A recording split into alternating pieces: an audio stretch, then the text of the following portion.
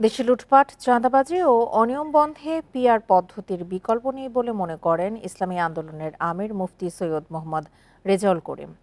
বিচার সংস্কার এবং পিআর পদ্ধতি ছাড়া নির্বাচন হতে দেয়া হবে না বলেও হুঁশিয়ারি দিয়েছেন তিনি। বান্ডেল থাকলে প্রতি সেনমানিতে টাকা বাঁচবে। বিকাশ সেনমানি বান্ডেল কিনে জিতুন প্রতি লেনদেনে।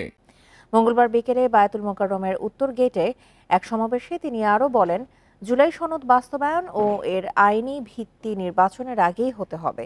বলেন, দৃশ্যমান সংস্কার ও জুলাই গণহত্যার বিচারের কাজ সম্পন্ন না করেই জাতীয় নির্বাচনের ঘোষণা জনমনে সন্দেহ তৈরি করেছে। বিভিন্ন জরিপের প্রসঙ্গ তুলে তিনি আরও বলেন, বেশিরভাগ মানুষ পিআর পদ্ধতির পক্ষে, তবুও দায়িত্বশীলরা সেটি আমলে নিচ্ছেন না।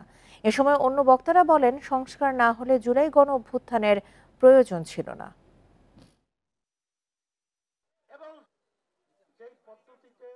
আমরা কিন্তু রাজপথে আসি যতক্ষণ পর্যন্ত আমাদের এই যে সুন্দর না হবে, আমাদের কাঙ্ক্ষিত সংস্কার বাস্তবায়ন না হবে, যতক্ষণ পর্যন্ত বিচার খুনিদের দৃশ্যমান না হবে, ততক্ষণ পর্যন্ত পূর্বের নিয়মে এই নির্বাচন বাংলার জমিনের ভিতরে হতে পারে না, হতে দেওয়া হবে না।